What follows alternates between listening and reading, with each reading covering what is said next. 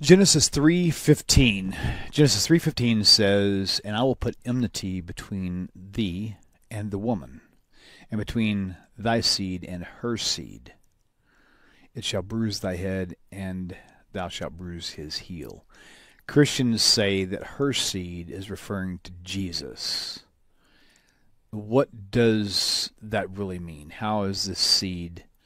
How could it be referring to Jesus, or like as an individual, or as a people? I don't get it. Just please explain that whole process so that we as ex-Christians can explain it to others. Thank you.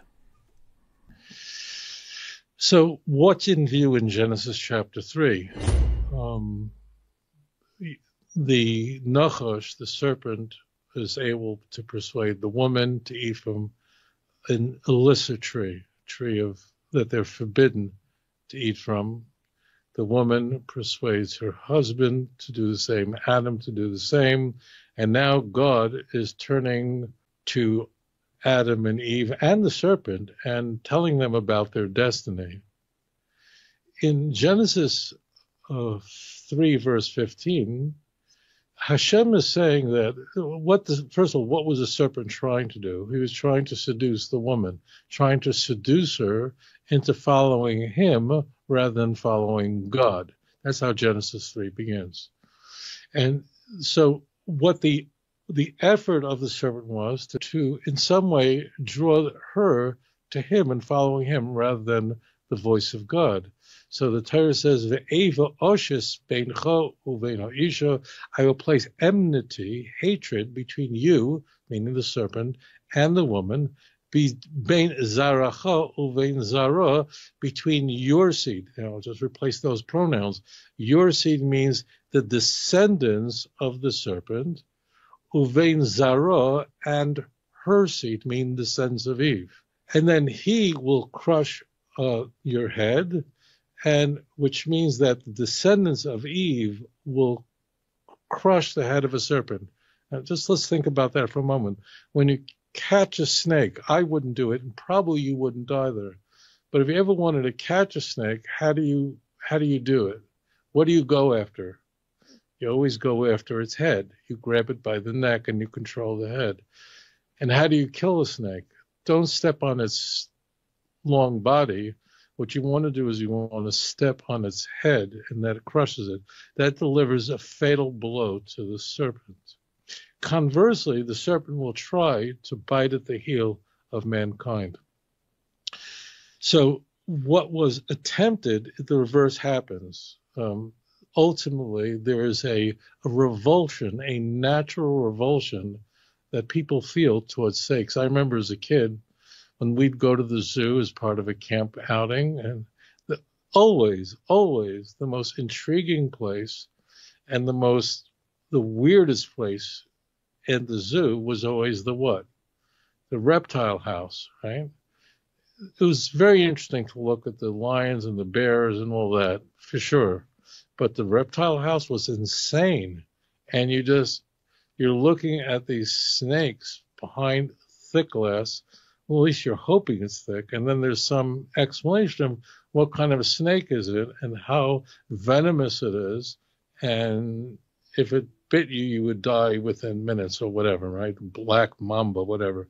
And you look at these creatures, I did at least, with horror. And I remember the thought going through my mind, and that is, I really hope that the glass that's between me and the snake didn't break for some reason, because I don't know what I would do. I really was. And I have a feeling that I'm not alone on that. It's disturbing, and it's because HaKadosh Baruch Hu put this in us, this sort of vile, we're disturbed by. Now, there's a little card trick here. You have to be very careful with this. It's like you walk down the streets of London and Manchester, New York, and Amsterdam, and see people playing 3-card Monte. They're trying to get your money. So there's a game that's being played. And Paul is going to play this game in the book of Galatians, in Galatians chapter 3. And that's the play on the word seed. So The word seed in Greek, that's where the word sperm comes from, and that's important here. The argument is made is that between your seed, meaning the serpent seed, and her seed, zara. So because the word zera presumably means seed as in sperm, as in the seed of a man, and a woman doesn't have sperm, she doesn't have seed, she only has an ovum. So therefore, this must be talking about some very special woman. This is how the card trick goes. This has to be speaking about some very special woman because she has a seed without a male. You got it? Like, how could a woman have a seed? So it has to therefore be referring to Mary and Jesus. And if this seems outrageous to you, if you're listening to me right now and going, that's completely insane, I want you to know that there are Christians who bang the table and say this is the best argument for Christianity in the world. And you're just scratching and go, I can't believe it. For right now, take my word for it. This is how the three-card Monte goes down. So it's not correct. And I want to teach you something I don't think I've ever said here in the past. Whenever someone's trying to trick you theologically, what they do is they constrain a word to only one possible meaning, so that's called straw manning it, and then they topple the straw man. That's almost always the case. They say, here's a word in Hebrew, it can only mean this. So in this case, the word is zara, right? So the word zara, they say, which means the woman's seed, can only mean sperm. That's how the Greek would go. Meaning seed, a woman doesn't have seed. And therefore, this has to be speaking the virgin birth of Mary, because what other woman could have seed? You understand? This is how the scam goes down. But this is something I don't think I've ever shared with you. I think about it a lot, but it doesn't come up. The way these card tricks work, the sleight of hand works, is to take a Hebrew word, constrain it to only one possible meaning, and then you go for the neck, you go for the jugular. Paul does this a little differently in Galatians 3, where he says that the word seed is singular rather than plural, so it must be Jesus in early Genesis. That's just utter nonsense, because as it turns out, the word seed in Hebrew is very much like the word sheep in English. It's an irregular plural. So he exploits that word differently. But it's just not true. Seed or zera, that's a common word. Although this construction, this third person singular feminine, it just doesn't come up in Tanakh very much. But the root is all over the place. Can mean seed, as in the seed of a man, or it can mean a seed that you plant. Absolutely can mean that. Remember what I told you, how the sleight of hand works.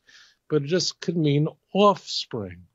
And we have to look no further than 13 chapters later of Genesis 3. Turn, my friends, to Genesis chapter 16, verse 10. There, Hagar, the concubine of Abraham, is being told something special about her seed, right? About a nation that would come from her. And therefore she shouldn't be despondent. That's the context there. But what's most germane is there in Genesis 16, verse 10, which all Christians agree is a reference to the descendant, the physical descendants of Hagar, who was a woman, right, is called Zerah, Zareh, your seed. So therefore, that's how the scam goes. Just so I don't leave you empty, like what's going on here. So the man, his destiny is that he's going to have to, in order to make the soil give forth its fruit, he's going to have to work very hard, right? In order for the woman to have babies, to conceive, it's going to be with great difficulty. The serpent, on the other hand, is the opposite. Everything will be dust. How interesting. Everything is dust. That means food is everywhere. You see, the serpent never needs God. What is God doing with these? They're called curses, but they're not really curses. They're, in a sense, a destiny. If women, in order to conceive, need a lot of help, what does it force women to do? It forces women to turn to God, which Eve unfortunately didn't do in the very beginning of Genesis 3. She should have. If man is forced to work very hard, and only by the sweat of his brow will he bring forth fruit, what does that do to man? It forces him to turn to Hashem and to pray. See, it's not like this punishment goes on and on. It's not really a punishment. It's a blessing, because now Hashem is saying, talk to me, I love you. Talk to me. That's why Hashem makes us eat. Like, why can't we just get our nutrition by breathing? Because he wants to be close to us. He wants us to talk. The serpent, that damn serpent, I don't want to have a conversation with him. Everything will be dust and he will never need me. He's like Egypt that never needs God because it has a constant flow of the Nile River, doesn't need rain. Israel really does need rain, and it'll only get rain during the winter. So it's very beautiful what's happening in Genesis 3:15.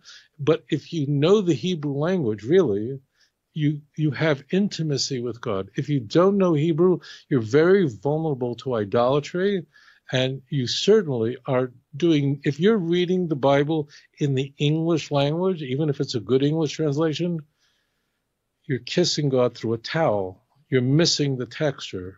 It's like AM radio in black and white. You're just missing so much. Get to that Hebrew, get back to the original. Thank you so much for that thoughtful question.